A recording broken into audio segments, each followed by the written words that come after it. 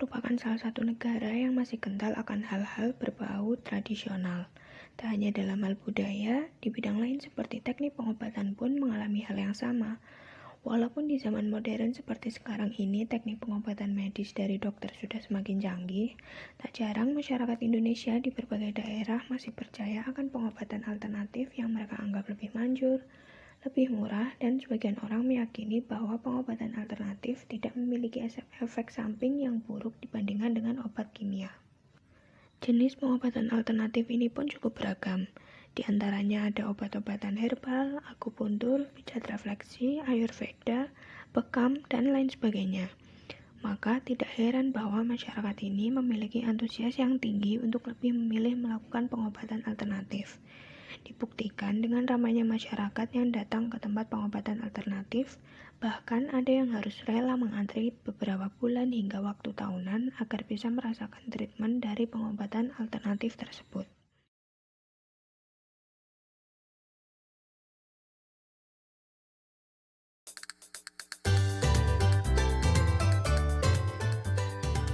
Pengobatan alternatif.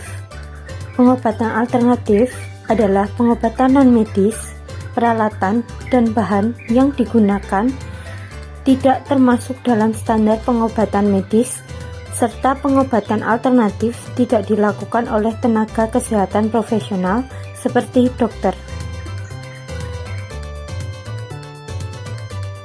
Menurut National Institute of Health, terapi alternatif adalah sekumpulan sistem pengobatan dan perawatan kesehatan, praktek, dan produk yang secara umum tidak menjadi bagian dari pengobatan konvensional. Pengobatan alternatif merupakan bentuk pelayanan kesehatan yang menggunakan cara, alat, atau bahan yang tidak termasuk dalam standar pengobatan medis. Manfaat pengobatan alternatif. Di antara perkembangan pesat di dunia kedokteran saat ini, mulai dari berbagai penemuan ilmu-ilmu medis terbaru hingga penggunaan berbagai peralatan berteknologi canggih, pengobatan alternatif masih tetap mendapatkan perhatian dari masyarakat, meski tidak semua orang menjadikannya pilihan pertama. Manfaat dari pengobatan alternatif sendiri memang sudah banyak dirasakan oleh masyarakat, bahkan tidak hanya pasiennya saja. Dokter sendiri juga lumayan banyak yang mengakui bahwa pengobatan alternatif memang bermanfaat untuk penyembuhan sejumlah penyakit. Berdasarkan 5 dari 12 penelitian tentang manfaat pengobatan alternatif, sejumlah dokter yang disurvei setuju bahwa pengobatan alternatif memiliki manfaat sekitar 54-86%. Sejauh ini, manfaat pengobatan alternatif yang bisa dirasakan secara umum adalah sebagai berikut. Yang pertama, dapat mengurangi stres pada pasien. Akibat ketidakpastian penyakit mengenai penyakit yang dideritanya yang seringkali sulit diketahui dalam pengobatan konvensional.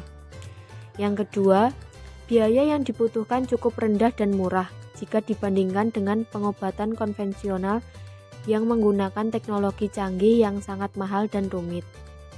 Yang ketiga, pasien dilibatkan langsung dalam menangani penyakitnya, sehingga merasa mendapatkan penguatan dalam posisi kontrol bila ada penyimpangan pada penanganan penyakitnya.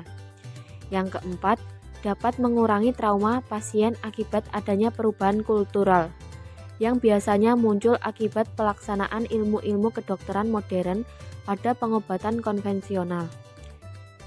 Yang kelima, selain bermanfaat pada pasien, pengobatan alternatif juga bermanfaat untuk mempromosikan identitas kebudayaan, termasuk dalam hal ini mengenai kultur.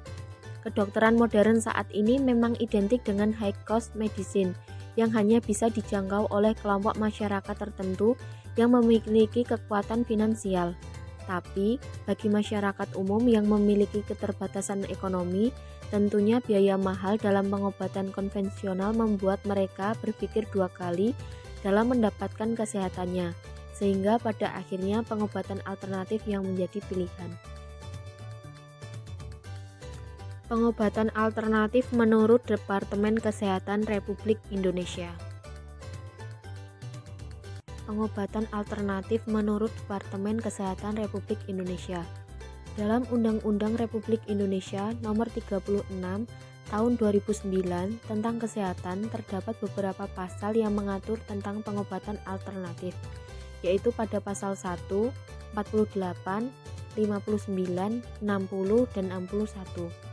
Pada pasal 1 butir 16 yang disebutkan bahwa pengobatan alternatif adalah pengobatan dan atau perawatan dengan cara dan obat yang mengacu pada pengalaman dan keterampilan turun-temurun secara empiris yang dapat dipertanggungjawabkan dan ditetapkan sesuai dengan norma yang berlaku di masyarakat. Dalam pasal 48 juga disebutkan bahwa pengobatan alternatif merupakan salah satu penyelenggaraan upaya kesehatan. Dalam pasal 59 disebutkan bahwa pelayanan kesehatan tradisional terbagi menjadi dua jenis, yaitu pengobatan alternatif keterampilan dan pengobatan alternatif ramuan. Dalam pasal ini juga disebutkan bahwa seluruh jenis pengobatan alternatif dibina dan diawasi oleh pemerintah agar dapat dipertanggungjawabkan manfaat dan keamanannya serta tidak bertentangan dengan norma agama. Dalam pasal 60 dan 61 disebutkan bahwa orang yang melakukan pengobatan alternatif harus mengikuti aturan yang telah ditetapkan, dan masyarakat diberikan kesempatan seluas-luasnya untuk mengembangkan, meningkatkan, dan menggunakan pengobatan alternatif yang dapat dipertanggungjawabkan manfaat dan keamanannya. Pemerintah secara formal sudah memberikan perhatian yang seksama terhadap muncul dan berkembangnya pengobatan alternatif atau pengobatan tradisional atau BATRA. Salah satu bentuk perhatian pemerintah terhadap BATRA ini yaitu dirumuskan buku pembinaan upaya pengobatan tradisional. Dalam buku ini dijelaskan secara tegas bahwa publikasi buku tersebut dilandasi oleh adanya perhatian masyarakat akan manfaat layanan BATRA dalam promosi, rehabilitasi, proteksi, atau kurasi kesehatan.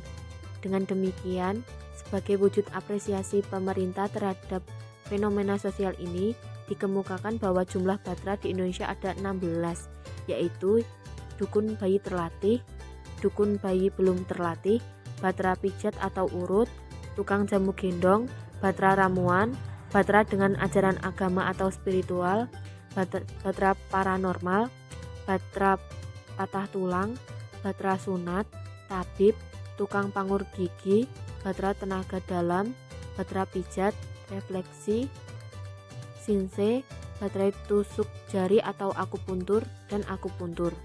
Sedangkan jenis pengobatan alternatif ramuan yaitu jamu, gurah, homeopati, aromaterapi, spa terapi, dan metode lain yang menggunakan ramuan. Yang selanjutnya ada pengobatan alternatif menurut WHO. Badan Kesehatan Dunia atau WHO menunjukkan kepedulian yang sama terhadap perkembangan dan pengembangan pengobatan alternatif. Bahkan, badan dunia ini sudah mengeluarkan buku panduan umum mengenai penelitian pengobatan alternatif. Dalam buku panduan tersebut, dijelaskan bahwa jenis pengobatan alternatif yang dikembangkan dan dikaji dikelompokkan menjadi dua jenis, yaitu pengobatan herbal dan terapi yang berdasarkan prosedur tradisional. Pengobatan herbal merupakan penggunaan bahan asli tanaman seperti bunga, buah-buahan, akar, atau bagian lain dari tumbuhan yang digunakan untuk pengobatan. Contohnya ada bunga rosella yang dapat digunakan untuk mengurangi kadar kolesterol jahat, menstabilkan tekanan darah pada penderita hipertensi. Lalu ada jeruk nipis yang dapat mencegah batu ginjal, vertigo, darah tinggi, amandel, dan biasanya jeruk nipis juga digunakan untuk mengobati batuk dan radang tenggorokan, serta ada berbagai rempah yang biasanya dibuat menjadi jamu. Selain keempat jenis herbal yang digunakan sebagai bahan pengobatan alternatif, ada jenis pengobatan alternatif yang kedua, yaitu terapi. Dikutip dari National Institute of Health tahun 2005, disebutkan bahwa terapi alternatif adalah sekumpulan sistem pengobatan dan perawatan kesehatan, praktik dan produk yang secara umum tidak menjadi bagian dari pengobatan konvensional. Berikut merupakan contoh pengobatan alternatif terapi. Yang pertama ada akupuntur. sebuah prosedur untuk menstimulasi titik spesifik di tubuh. Yang kedua ada acupressure, yang tekniknya mirip dengan akupuntur tetapi tidak menggunakan jarum sebagai alat, melainkan hanya menggunakan tangan. Yang ketiga ada Ayurveda yang merupakan pengobatan dari India. Yang keempat ada naturopati yang percaya bahwa penyembuhan dapat datang secara alami dari alam. Yang kelima ada pijat refleksi yang mencoba menekankan titik-titik tubuh yang terletak di kaki, kepala, hingga telinga. Yang keenam ada kiropraktik yang prosedur paling umumnya dinamakan manipulasi tulang belakang. Yang ketujuh ada balneoterapi atau hidroterapi yang menggunakan air untuk terapi dengan konsep bahwa air menyehatkan kulit dan memungkinkan penyembuhan untuk rasa sakit. Dan yang terakhir ada aromaterapi yang menggunakan minyak esensial yang diekstrak dari akar, daun, biji, hingga bunga suatu tumbuhan untuk proses penyembuhan. Pengobatan alternatif menurut Mangun Prasojo dan Hidayati.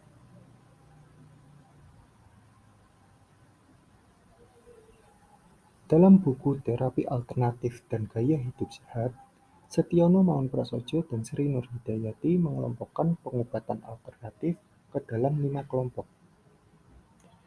5 kelompok pengobatan alternatif tersebut yaitu pengobatan Cina, spiritual healing, terapi alternatif dengan sumber daya alam, penekanan tubuh, dan terapi relaksasi.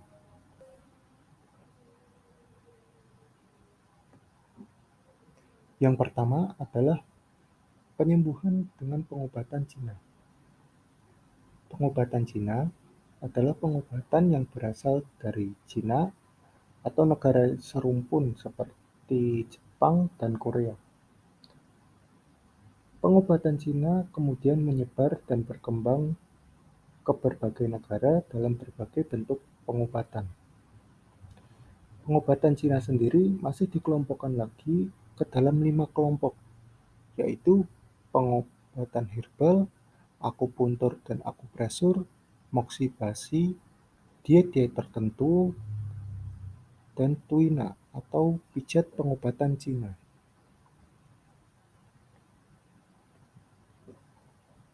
Kemudian yang kedua adalah pengobatan dengan spiritual healing. Pengobatan dengan spiritual healing atau disebut juga dengan pengobatan rohani merupakan pengobatan yang menggunakan kepercayaan seseorang untuk melakukan penyembuhan. Mangunprasojo dan Hidayati menjelaskan ada 2 ciri utama pengobatan ini. Ciri yang pertama yaitu pengobatan jenis ini menawarkan pengobatan yang mudah dengan biaya yang murah. Ciri yang kedua yaitu pengobatan ini memiliki karakter keilmiahan dari yang masih bisa dinalar sampai pada yang tidak bisa dinalar atau mistik.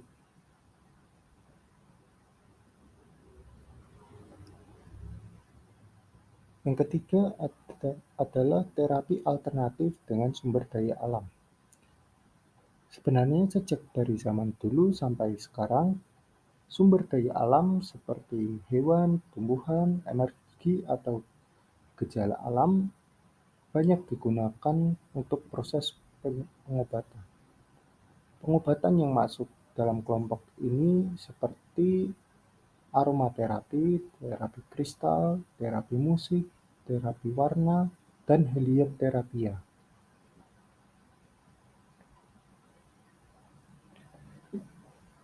Yang keempat adalah penyembuhan dengan penekanan tubuh. Dalam bukunya, Mangunprasojo dan Hidayati membedakan pengobatan ini dengan pengobatan Cina. Walaupun memang beberapa dari pengobatan ini ada yang berasal dan berkembang dari Cina. Pengobatan dengan penekanan tubuh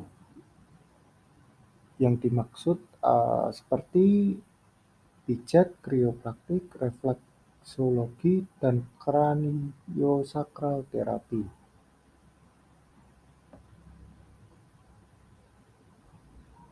Dan yang terakhir adalah terapi relaksasi. Terapi atau pengobatan jenis ini berfokus pada ketenangan dan penyeimbangan jiwa untuk mendukung proses penyembuhan. Contoh terapi relaksasi adalah meditasi, yoga, dan terapi tertawa.